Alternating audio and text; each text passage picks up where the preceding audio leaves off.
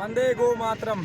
आप सब परिचित हैं कि जीवन में एक सपन देखा था कि ऐसे सभी बच्चों को पढ़ाएं जिनके माता पिता नहीं हैं। और मुझे बड़ी खुशी है कि इस बार से फिर से ये गुरुकुल प्रारंभ हो रहा है।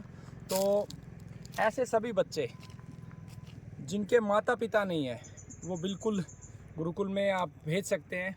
दूसरा, जिन बच्चों की माँ नहीं है और पिता नौकरी पे है और वो ठीक से पालन पोषण नहीं कर पा रहा, ऐसे बच्चों का भी स्वागत है।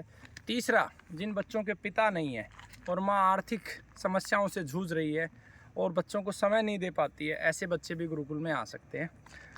विशेष प्राथमिकता उन सब कैंसर रोगियों की है जिनकी गुरुकुल में दवा चली और हम उनके प्रियजनों को बचा नहीं पाए। उनसे क्षमा भी चाहते हैं। पूरा प्रयास करने के बाद भी बहुत सारे रोगी बच नहीं पाते हैं। तो उनकी संतानों को बिल्कुल निःशुल्क शिक्षा देने का ये प्रकल्प है। इसके अंदर अभी 15 मार्च को 13 मार्च को पहली प्रक्रिया प्रारंभ होगी।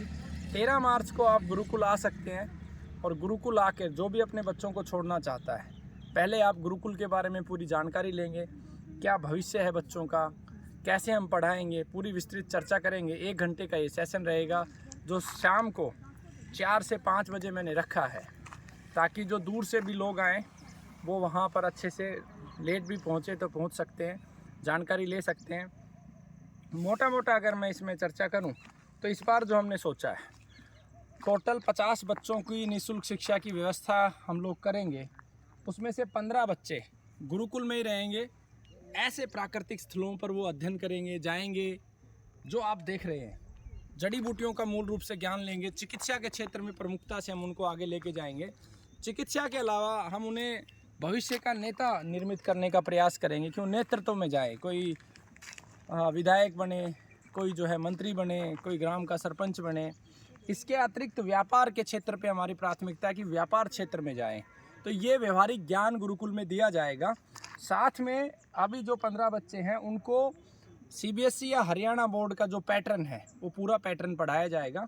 बच्चे रहेंगे गुरुकुल के अंदर, लेकिन शिक्षा प्राप्त करने के लिए उनके सामर्थ्य के अनुसार जो भी यहाँ पर हमारे महेंद्रगढ़ में नज़दीक 6-7 अच्छे स्कूल हैं, उसमें आरपीएस का एक प्रमुख नाम है, श्री कृष्णा है, हैप्पी एक अच्छा स्कूल है। उसके अलावा यदुवंशी भी काफ़ी अच्छा स्कूल है और हिंदी मीडियम के भी काफ़ी अच्छे स्कूल हैं। उनका पूरा चयन की प्रक्रिया चल रही है। बच्चों के सिलेक्शन के बाद उनकी क्षमता के अनुसार स्कूलों में सेग्रीगेट किया जाएगा। बच्चा सुबह 4 बजे उठेगा और अपनी दिनचर्या योग प्राणायाम ध्यान साधना करते हुए, गौ सेवा करते हुए और स्कूल जाएगा। 2 बजे फिर आएगा। उसके बाद खेल कूद और उसकी शिक्षा, और सुबह शाम को जो है सो जाएगी। पूरी प्रक्रिया इसमें रहेगी। इसके अलावा 35 बच्चों का खर्चा गुरुकुल देगा।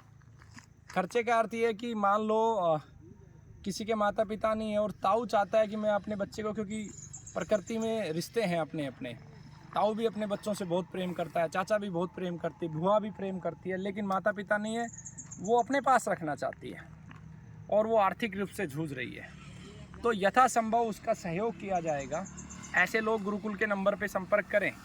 और ये जो 35 बच्चों का चुनाव किया जाएगा, इनकी सूचना जो है फाइनल इनको 29 मार्च को फाइनली डिसाइड करके और उनके नज़दीकी स्कूल में उनकी पेमेंट कर दी जाएगी अगले सेशन के लिए, जो भी उसकी फ़ीस में जितना हम कंट्रीब्यूशन करते सकते हैं अधिकतम। और जो 15 बच्चे होंगे उनको पहले, जब 13 तारीख को आप आएंगे तो 2 दिन 3 दिन उनको यहीं रखेंगे ट्रायल के रूप में। 3 दिन में हम भी बच्चों का अध्ययन कर पाएंगे। साथ में प्रशिक्षण शिविर है, उसमें वो आनंद लेंगे। बच्चों के बारे में भी हम अध्ययन कर पाएंगे। आप भी हमारे बारे में अध्ययन कर पाएंगे, गुरुकुल के बारे में अध्ययन कर पाएंगे।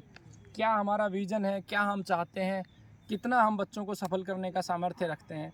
आप जब ये निर्णय कर लेंगे कि हाँ, और हम भी ये निर्णय कर लेंगे कि हाँ ये बच्चा यहाँ पर रुक जाएगा, तो फिर उन बच्चों को 15 बच्चों को गुरुकुल में रखा जाएगा और उनको योग, आयुर्वेद, जीवन चिकित्सा, होम्योपैथी, ये सारी चीज़ें सिखाई जाएंगी जो स्कूली एजुकेशन है उसके साथ साथ। और ये पूर्ण रूप से निःशुल्क प्रकल्प है।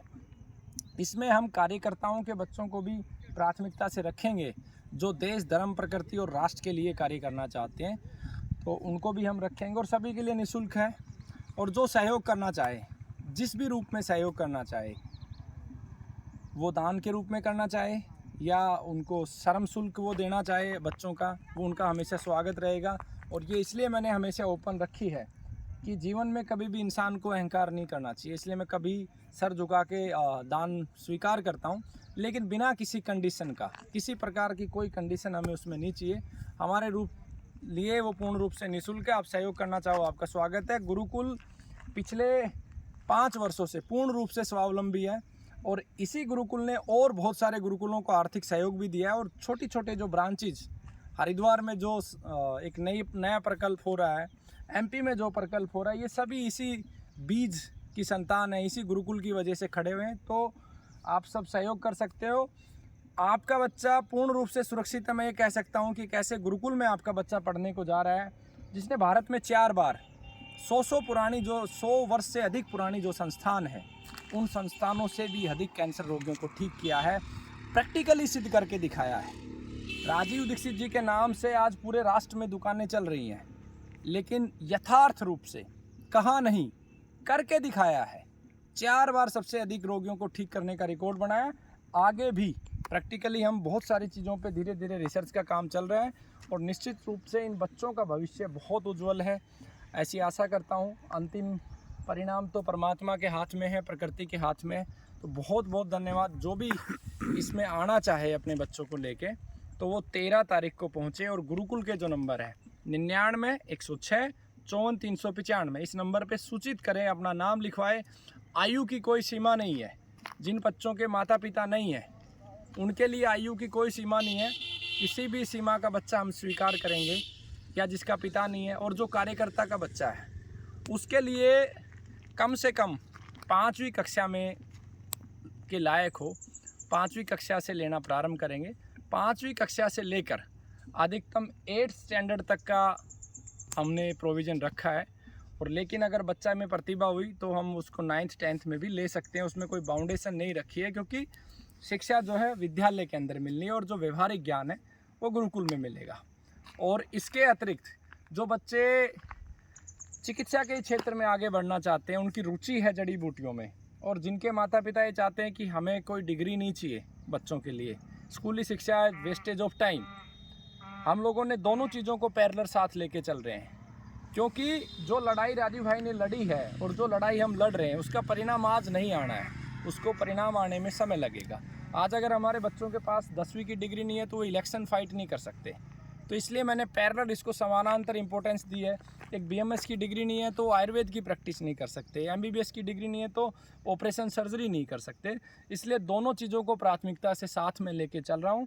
और जो नहीं चाहते कि भाई उनको कोई डिग्री नहीं चाहिए, केवल आयुर्वेद का ज्ञान चाहिए, तो पूर्ण रूप से आयुर्वेद के ज्ञान के लिए भी जिन बच्चों की उम्र 18 वर्ष या उससे अधिक है, उनको 7 वर्षों के लिए हम रखेंगे और उनको पूर्ण रूप से आयुर्वेद का पूरा ज्ञान, जीवन चिकित्सा का पूरा ज्ञान, और अगर बच्चा प्रतिभावान है तो उसको हम होम्योपैथी भी सिखाएंगे।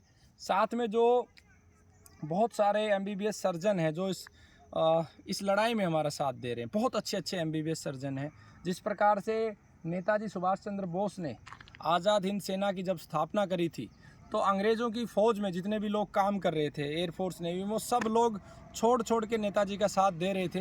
कुछ लोग गुप्त रूप से इस राष्ट्र को आज़ाद करवाने के लिए आहुति दे रहे थे।